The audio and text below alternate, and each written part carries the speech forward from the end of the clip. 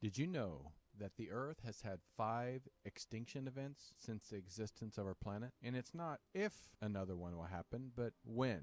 Is it now? Is it the beginning of the sixth? Well, today we're going to talk with director Andrew Thompson about his Amazon Prime documentary, The Next Great Extinction Event. And he will explain how we are in the beginnings of the next one. Is it an asteroid? A supervolcano? Climate change? Well, we're going to find out today. I'm Tony Sweet with Truth Be Told. Please welcome to the Truth Be Told studios for the first time, the one and only Andrew Thompson. Hello. Here he is. Welcome, G'day. Andrew. Well, thank you for being here. I really appreciate it. This is going to be a great show, but it could be a little scary for some people. Could be. Yeah. So, and I hope it does wake some people up because, you know, it's, I think a lot of people forget about what our past has already occurred. And sometimes we forget some of the very tragic accidents and natural disasters that have happened on this planet. So, well, first of all, again, you're calling in from Australia, and you did. I mean, you've been. It looks. I've went through your bio of things that you've done, and the list is very long. Kind of varies on different type of documentaries and films.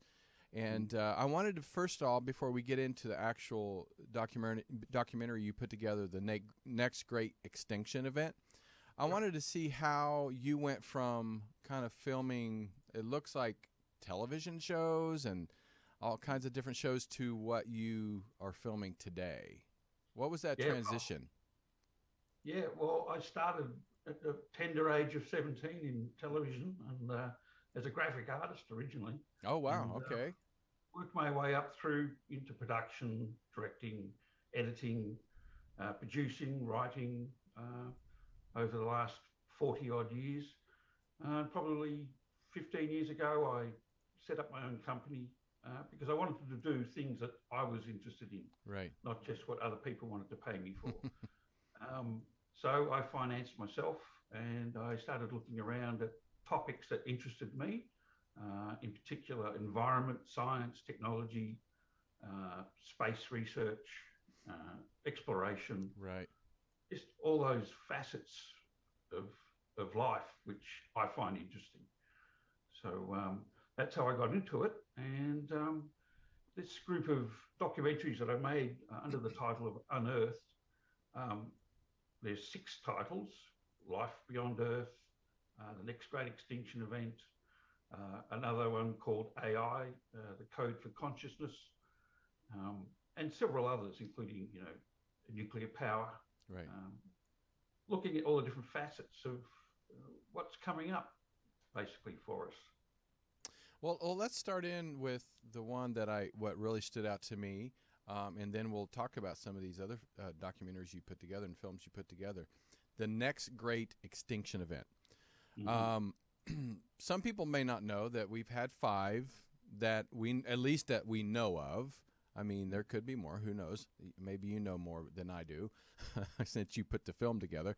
But can you explain the 5 that happened before, and then Sure. when is the 6th, and is it happening now? So let's start there.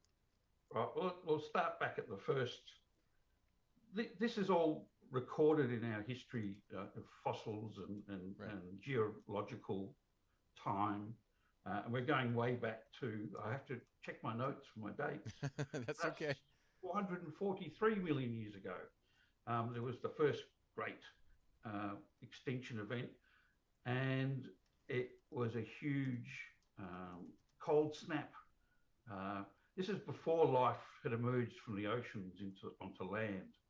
Um, so there was a period of probably 50 to 100 million years of ice age.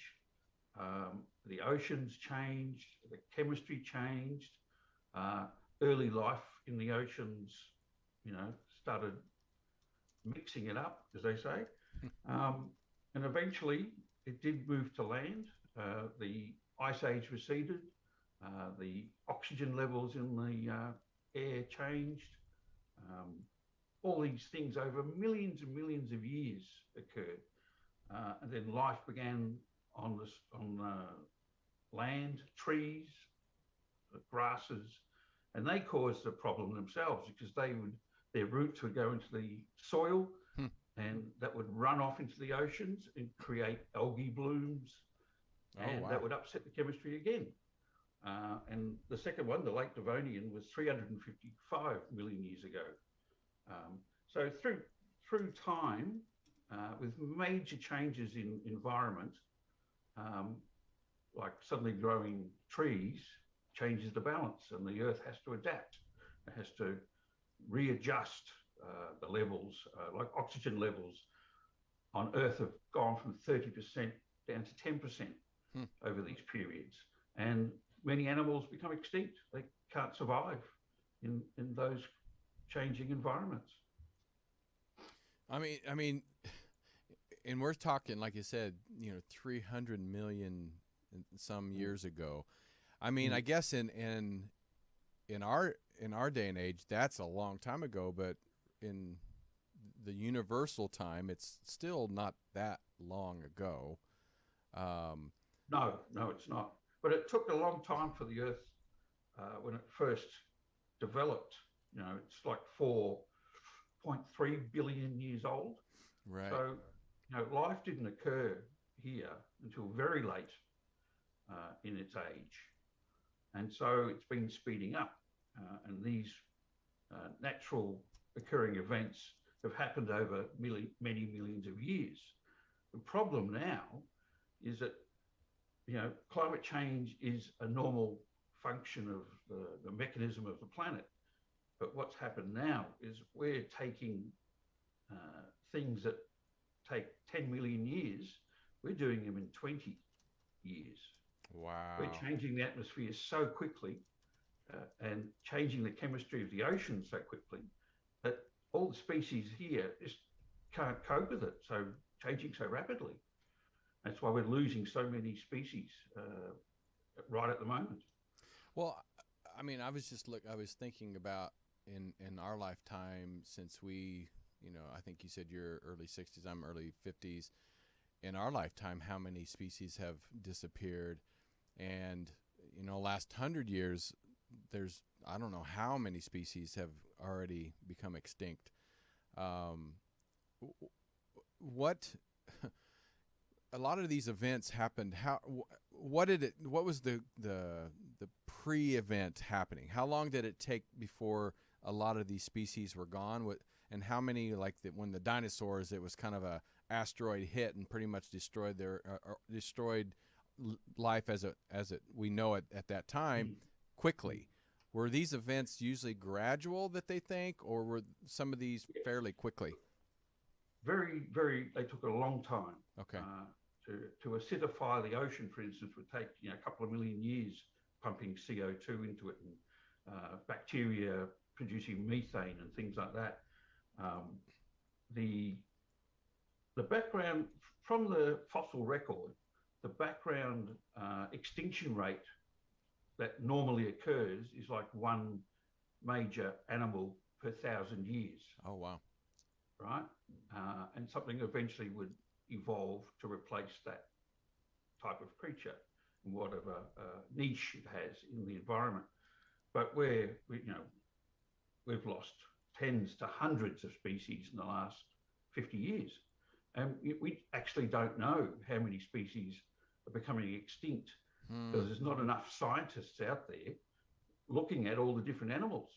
In the Amazon, for instance, there's so many plants and animals we still haven't catalogued that have probably gone extinct already, and we don't even know it. When you put this documentary together, where did you begin? Did you build the?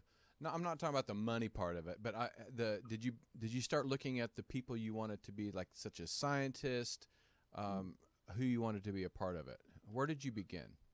First of all, I started reading, and I think do research reading. Read whatever you can get your hands on, no matter how old it is, because views change, particularly in science. And then you look around and see who's the expert in a particular field, like paleobotany or whatever, and who can I have access to. So, of course, most of all these scientists that I interviewed were here in Australia, purely for the ease and the cost.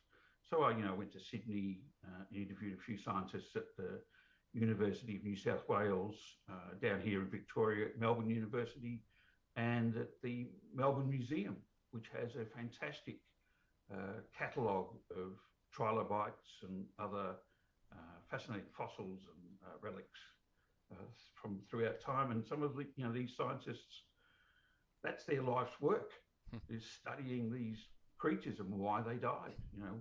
Why did they disappear? So they're the people you want to talk to. Yeah, and how many were available and willing to put their 2 cents in?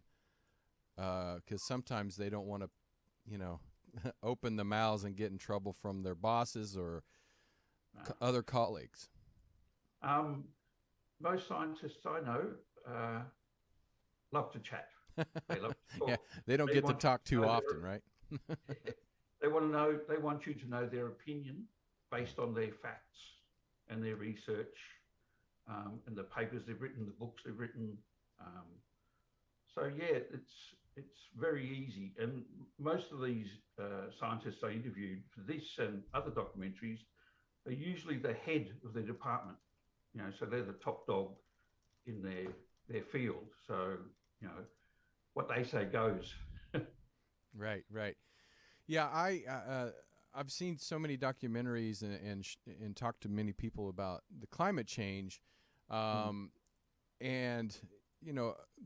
Earth is so fragile as it is. I mean, you're talking about asteroids, super volcanoes, methane gas underneath, I think, the Atlantic. I mean, there's so many different things that could completely destroy our planet as we know it very easily. Going into this particular project, what was your main focus? Was it just climate change, or did you want to kind of give your opinion or scientist opinions of what is happening now? Primarily, yes. What is happening now isn't as serious as some people say it is. Is it too late to do something about it? The 6th extinction event has already started. We're a few years into it already. We're losing, body plans or creatures at an amazing rate, and it's going to affect us. Yeah. But the Earth is a pretty unique machine. It'll keep going without us. Yeah. Right. It doesn't care if humans are here or not. In fact, it'd be probably a little bit nicer for all the other animals if we weren't. Yeah. So it doesn't care. So it's going to change the environment. It's going to rebalance with the things that we're doing to it. We're just going to have to put up and make dramatic changes in our lives, in our civilization, to maintain some sort of normalcy. It's with the waters rising from not just the melting caps, ice caps, but from the temperature of the ocean as it rises, it expands. Right. And that's where most of the water level will rise. And of course, it'll affect all the deltas and the cereal growing regions of the world. And so, with our massive overpopulation, we're going to suddenly discover we've lost half our food supply. And then, our freshwater supply is the next thing to worry about, let alone, how big your house is, or if you want a new car or a Rolex watch, you're going to be worrying about where your next meal is going to come from. So, it's that serious situation. And, politicians at the moment, they have all sorts of talk fests and try and say, oh, we'll keep the temperature down to 1.5 degrees by 2050. That's way too little, too late. We're just slowly tapping the brakes on that car that's heading straight for the cliff. We need dramatic change if we're going to, have some sort of semblance of normalcy in the future. So, I mean, to a lot of people, when you hear that, And I remember asking a friend of mine several years ago. He was in he's still alive. And he's getting close to 80 now. And I was like, man, I couldn't imagine in 2050, how the climate, if you believe it's human or natural, whatever, we'll get into that. But I said, you know what? And this kind of shows you where a lot of the older generation are at. I said, I couldn't even imagine what it's going to be like. And he goes, am I going to be alive in 2050? And I said, probably not. And he says, then what do I care? And so I was like, wow. I mean, if you get over a certain age of generation who actually has the most wealth, the most power, and they don't care, what do you say to that? And how do people even, how do we even begin to help fix this earth so we can sustain our life on it? That's a $50 million question, right, I think. Right. I'm going to plug a movie, Don't Look Up. I watched it. It was so good. Brilliant. And it gets to the heart of the matter. If there's money to be made somewhere, somehow, right, someone will try and make money on it. Right. Whether it, causes the end of the earth or of our civilization anyway, they don't really care. As long as they can make a buck out of it, it's okay by them. Yeah. So, it's a collective problem, and together we all have to do it together to solve it. Yeah. Do you think, and I know this is where a lot of people are having the conflict, do you think the people that say, oh, it's climate change because due to men or women, humans that, pollute the earth, and then you have other people saying, okay, there might be climate change, but it's mostly just for natural, climate change. So if it's just natural, we can't really do anything about it. So why should we put energy, money, and effort into it? How do you solve that problem, or how do you even prove that it is humans or not humans? Or is it a little of both? It's a little bit of, it's the natural evolution of the planet. There is climate change for a number of reasons. Right. But over the time scales, we're talking tens and hundreds of millions of years. What we're doing to it is we're speeding it up so quickly. You're going from, 100,000 years to 50 years or whatever. It's astounding how much O2 and methane we're pumping into the atmosphere, how much plastic is in the ocean. Yeah. I mean, scientists are talking about a new geological epoch called the Anthropocene, which is defined by, the rock layers. And our latest one has a nuclear spike in it from nuclear weapons testing. And that's the beginning of this new time period. But also in that is a very thin layer of plastic in the rock record. From all the plastic that's been pulverized in the oceans and it's settling in the sediment. Wow. And as it evolves, we come back from the future and look at the rock record and we'll say, oh, I wonder what happened here. There's, a spike in radiation and all this plastic, and that's our fault. Nobody else's. Yeah. Yeah. I mean, even Fukushima with because of the earthquake and, the nuclear power plant that is, I guess, is still polluting the ocean as we speak. A lot of people are like, oh, it's just going to get in the ocean and dilute. And I've talked to many people and they're like, no, it does not. It is not. It'll concentrate in the fish. Right. The fish will die and it'll sink to the bottom and it will be there, for a very long time. Well, doing this film and you interviewing all these people, what scared you the most? Because there's when you're going to, it's almost like interviewing a serial killer. You think it might be interesting to talk to these people, but when you start looking into their eyes and hearing their stories and the lack of empathy and all this and sympathy, you start getting a little nervous. talking to a lot of scientists, what was something that really scared you of doing this film? Realizing that it's a chain reaction, like, for instance, Greenland, the ice is melting, Right. right? And ice melts at a certain rate because of the sun shining on it.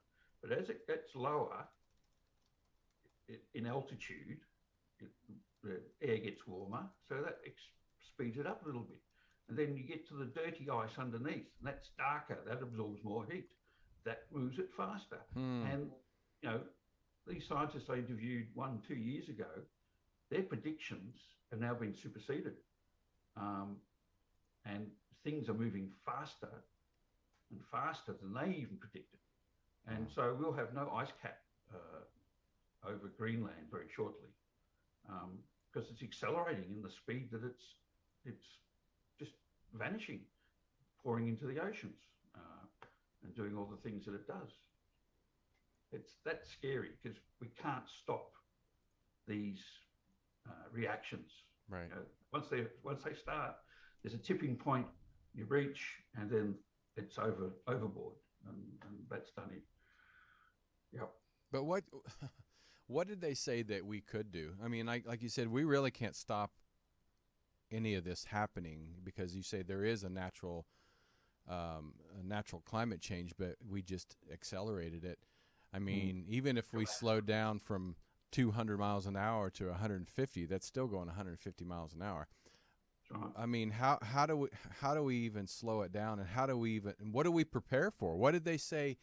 You know, this is not gonna save our planet in some ways. We might be able to inhabit this planet, but how is it going to change our evolution to survive, to live here? That's a very good question. I mean, you're seeing now because there's more energy, heat, thermal energy in the atmosphere, for instance, you're going to get more severe storms, and we're all seeing. Oh, we're seeing that now, yeah. You know, all the time they're getting bigger and bigger, and more powerful, more dangerous, and you know they're going to destroy towns, cities. The water's going to rise. I mean, it's all gloom and doom, but you know, if we stopped today all carbon emissions, right, stop at zero, there's still going to be change. Yeah. You know, we've already tipped over a lot of the tipping points. One that really worries me is in the oceans. Is undersea currents that go down the Pacific, right, from down the United States, right, right down through there. Their thermal differences. You have little rivers inside the ocean of different temperature and salinity levels, and that brings nutrients around, right, feeds the fish, keeps everyone happy. At a certain point, that could stop. The river could stop moving, and therefore there'll be no more food for the fish. Oh my God! And that's a very dangerous tipping point. And you're going to see all sorts of catastrophes in the oceans from that. So, yeah. Did you ever see the movie The Day After Tomorrow? Yes. That, honestly, when I watched that movie at the time, I was like, man, that is so far-fetched. But now I'm like, what happened? The currents actually reversed, I think, or stopped. I can't remember which one. And they started having these supercell, which I'm starting to hear that now, like, oh, it's a supercell, like this huge winter storm here in America they said, is going to affect up to 50 million people. So, yeah, does the scientists say that we may have to move, like in the movie? Remember how everybody, they said, above this line is not going to survive, and everybody this line has to move south? Is that something that we may have to do, is like pretty much just, I don't think it'd be feasible to move that many people. I think you'd have to face the fact you're going to have to reduce you're going to have to cull the population to survive. It's a very sad thing to say, but we are overpopulated with humans. Right. We consume more than the planet can produce. 1.5 times as much as the planet has, we consume. on a regular basis. You know, we're fishing the oceans dry, you know, running out of fish. Right. You know, it's our fault, and we're going to face the consequences of it Yeah. sooner rather than later.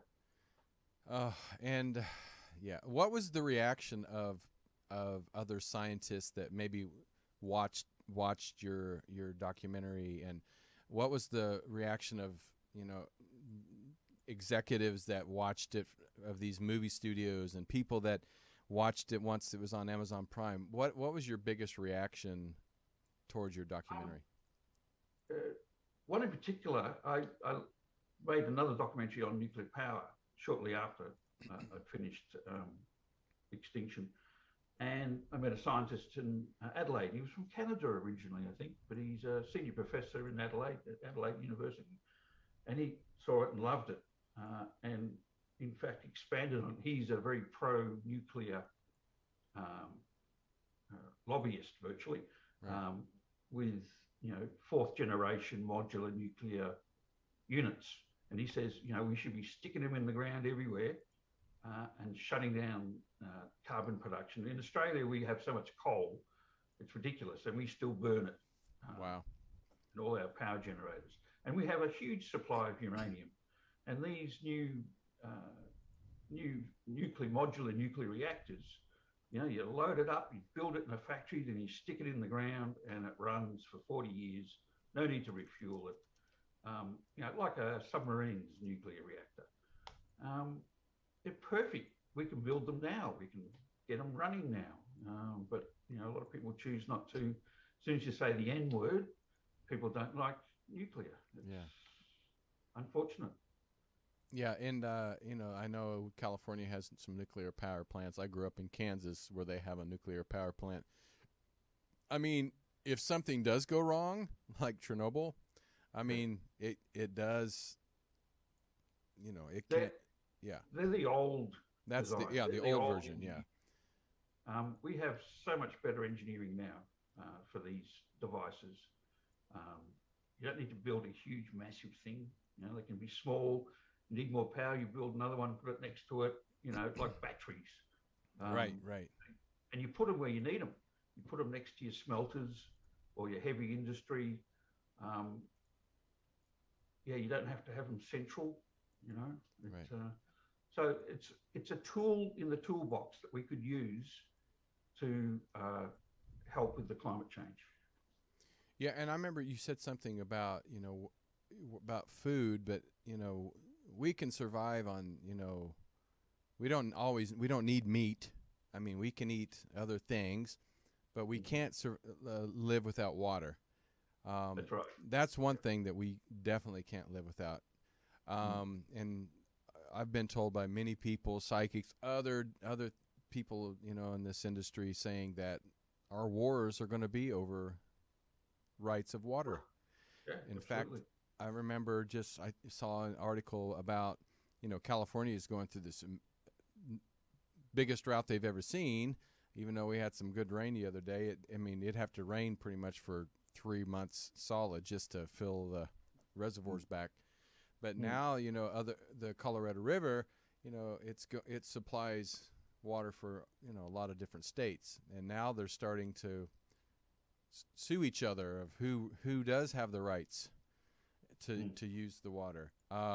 So I have a feeling we're not too far off of something like that happening. Yeah, we're in Australia. We're very familiar with drought. Oh yeah, that huge fire that you guys had. Yeah, and yeah, so we fight over water all the time. We only have one major river system between New South Wales and Victoria, and everyone's dipping into it. And some silly person thought, well, let's grow cotton and rice down here, which is huge amounts of water required. Yeah, I know cotton, definitely. I know that it pretty much depletes your. Yeah, so that's silly. We should be adapting to, you know, low water crops and things like that. Just simple things. But someone's making money out of it, so you know that's the first barrier you have to clear. Right, right. Stop thinking about making money. Well, let's talk about what is next. Let's say that our Earth becomes to a point where it's really hard to live on. I know you have life beyond Earth and other. I know you love space. What do you think the next phase of having an out? Do you think have you heard about anything such as that of trying to live on other planet or the moon? Well, there's Mr. Elon Musk and his grand plans. Right. Best of luck to him. He seems to have managed to do a few things that no one else could. You can, from a little startup company, he's doing better than Boeing, right? Or, with their billions of dollars. He's be able to create, reusable rockets, put tourists into orbit. He's preparing to land on the moon in the next 2 or 3 years, and his aim is Mars. There's a lot of possibilities with Mars, colonizing it, perhaps in the long term terraforming it. But we might have to start looking further afield to exoplanets. There's a lot of them out there, and some of them might be useful for us. So it's a matter of developing our technology to be able to get there. That's the huge hurdle. The distances and the time required is massive. Well, before we go on to the next subject, we do have one question, and she says, "I'm sorry, I'm a little late, but may I ask if Andrew has stated when the Earth comes into extinction, please?" So for the people, because thank you everybody. This is actually, I have to say, one of our biggest live audience shows we've had. So thank you guys for tuning in. I think a lot of people see that title and they see a lot of things happening around them that they want to know what's going on. So, so could you kind of restate when the Earth comes into extinction? The Earth itself won't become extinct. Well, not the Earth. Yeah, the Earth. Humans possibly, but we're talking. We're very adaptive. We are pretty smart animals. We've dominated the planet for 20, 30,000 years. I can't give you a specific date, but we are now currently in the 6th great extinction event. It could include us, but I think we'll adapt in one way or another. It won't be life as we know it. I think we'll be, just really taking it day by day until we can come up with some better technology to help us produce food, water, accommodation, livelihoods for people. We've got to stop, digging everything up and then throwing it away. Right. Yeah. So sorry, I can't answer the question specifically, but it could be thousands of years. I don't know. Well, we have another question, and I think I can answer, but I'll let you answer it. King of Huko Mundo, what is making the COVID spike up again? Well, real quick, I think as we start seeing a lot of these storms, water rising and stuff, I think there's going to be a lot more diseases. We're going to see a lot more diseases hit the earth. And do you agree with that? Yeah, mutation is a part of life. Everything mutates eventually, either for good or for bad. Most mutations die out because they're not viable. Some do, like COVID-19, the coronavirus. Well, there's many types of coronavirus, but COVID-19 in particular is going through these variations. Omicron is far more infectious, but it appears at this point to be less lethal. Don't forget that in the virus's interest not to kill the host. Yeah. That's how it populates. It wants to make you sick, make you spread viruses by coughing, sneezing, sweating, all those things. till it dominates the world. Um, yeah, get vaccinated. That's the answer to that one.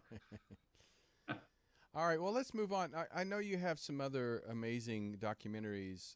Could you talk about Unearthed? I'd really like to hear what that documentaries are about. And I think it was a series also, wasn't it? Yeah, it's Unearthed is the it was meant to be 8 episodes, but I ran out of money and time, so it's actually 6 episodes.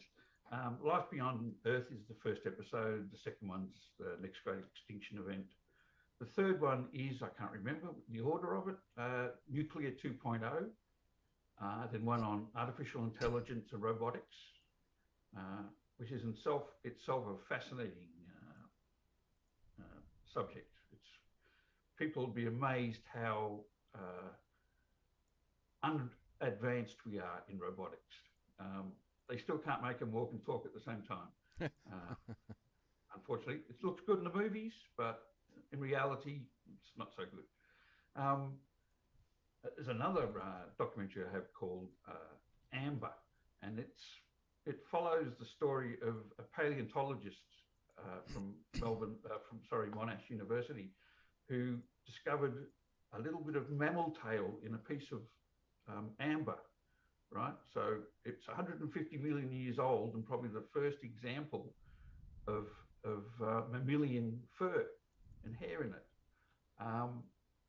It's just a fantastic story about how they researched it, and they used lasers on it and electron microscopes and cyclotrons and all sorts of equipment to look at this piece of animal, which was, like 1 centimeter in size, living during the dinosaur times. And it was apparently eaten while it was alive, and the tail fur was pulled off from the rest of the body, right, into the tree resin.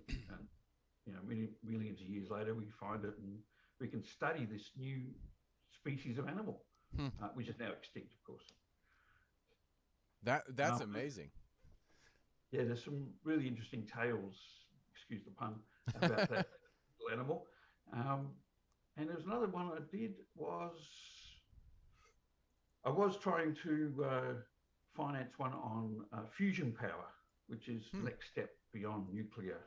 Fusion power is a fascinating subject. They're making huge breakthroughs right at the moment in Europe and China, US as well, developing fusion power, which is harnessing the power of the sun to generate electricity with supposedly zero waste. Wow. I mean, they kind of do that now with solar panels and stuff like that? Totally different concept, but solar panels have problems of their own. What do you do with them when you want to dispose of them? They've got some nasty chemicals in them. Right. You don't have to right. recycle. That's another documentary again. So what has been one of the documentaries you've put together so far that made the biggest impact on you? On me, Life Beyond Earth. I originally made it as 2 1 hours. 1 hour on looking at the solar system, looking at Mars and the ice moons around Jupiter and Saturn, where there's most likely to be life. And the second half was about exoplanets and the odds of one having life on some of these exoplanets, and then advanced life. It's fascinating to see how hit and miss. It took 5 extinction events to get us. If the asteroid hadn't hit and killed the dinosaurs, we wouldn't be here. We wouldn't be here. Yeah. We'd be, snacks at the dinosaur canteen. It's just the way things are. So for that to happen on another planet in the same sequence, the odds are pretty astronomical.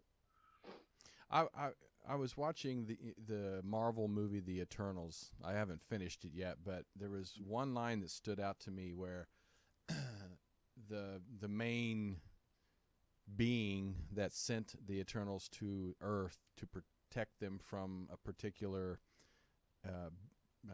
creatures And then he said, at present day, he said, it's time. And they're like, what does that mean? And then they got a vision of the earth being destroyed so that a new life could be evolve. And he says, you know, I know it sounds kind of evil, but sometimes that's what has to happen is, you know, one species has to die for another one to be born. Exactly. And I mean, I guess as humans, you know, I have to say many of us live in fear every day of, you know, paying the bills and going, you know, feeding our family and having the best car to drive and all this stuff. So I think humans do live in fear a lot. But do you feel that, you know, we humans were meant to be here for a short time? Well, we've only been here for, you know, at best 60,000 years. We've only have a technology for 200 years. Right, So right. that's a flash in the pan, Yeah, that's compared nothing. to the age of the planet. So, you know, if we were to suddenly go bang and disappear, who knows what would evolve after us, leaving that niche open. It's like one of the scientists told me about dolphins. Dolphins are probably more intelligent than humans. They have a larger brain, more complex brain. Their only problem is that they can't make fire. If they could make fire and smelt metals, then they could build a technology and then, you know, build rockets. But because they're in the ocean, they're stuck in their environment, they can't do any of that.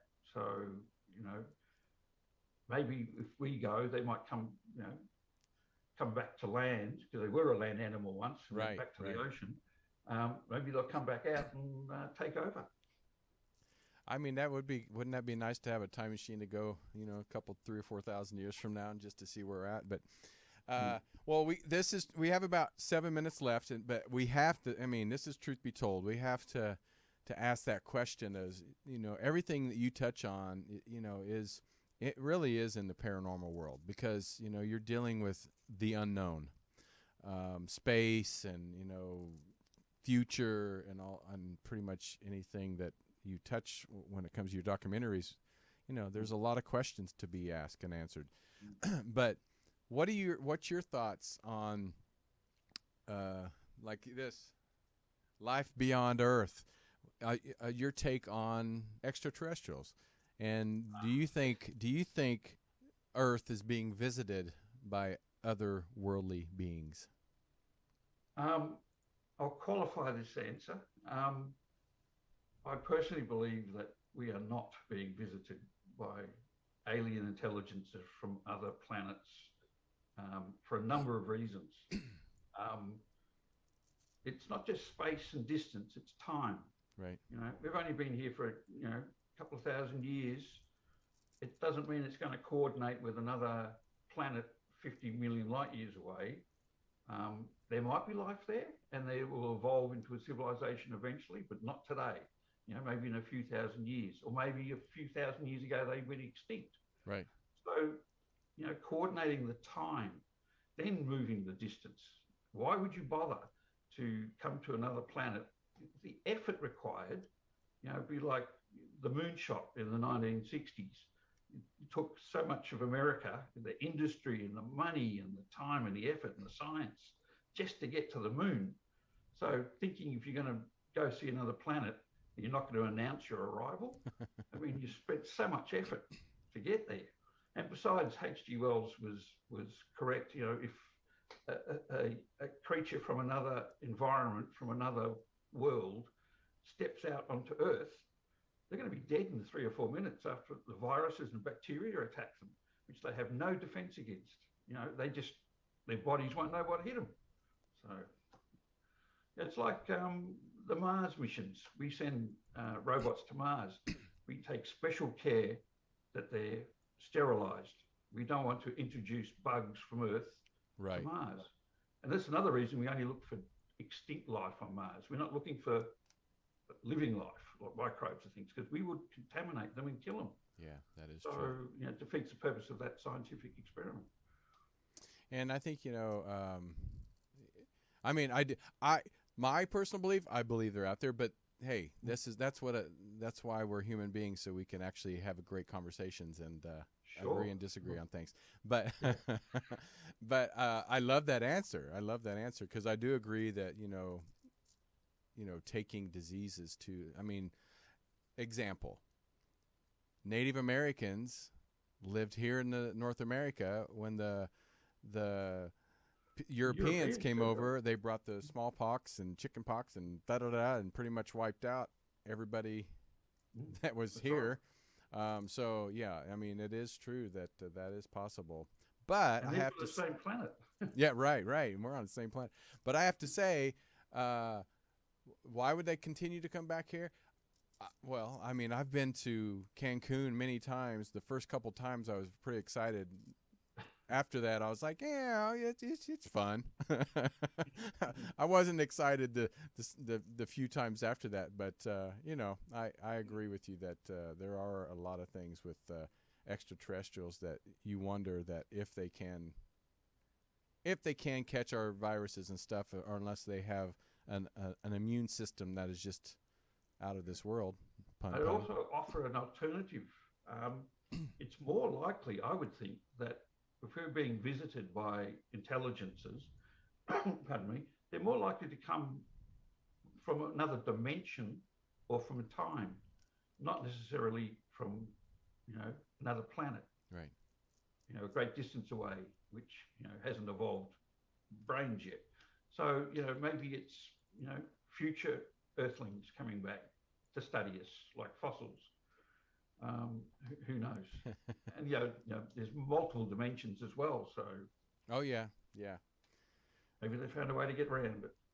The science. I guess hopefully in our lifetime we'll get some of the answers that we've been asking for thousands of years. All right. Well, Andrew, so tell us any new projects coming out that you'd like to tell us about, what to look forward to. Yes, I'm nearly finished editing Moon Men, which is 5 one-hour episodes about the history of people who came up with the ideas to get us to the moon, going way back to the 15th century.